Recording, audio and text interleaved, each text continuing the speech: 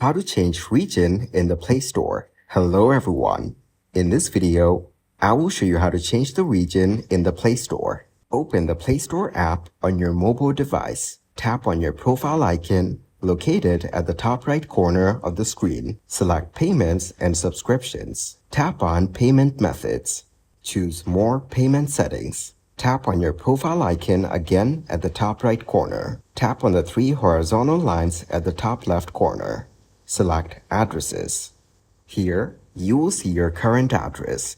Tap to remove it if needed. Tap on Add New Address. Select your country from the list.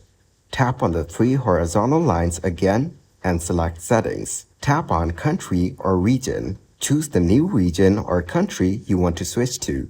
This will change the region in the Play Store. Thank you guys for watching this video. Hope you got some value. Make sure to like the video and subscribe to the channel to get notified of new videos. See you in the next one.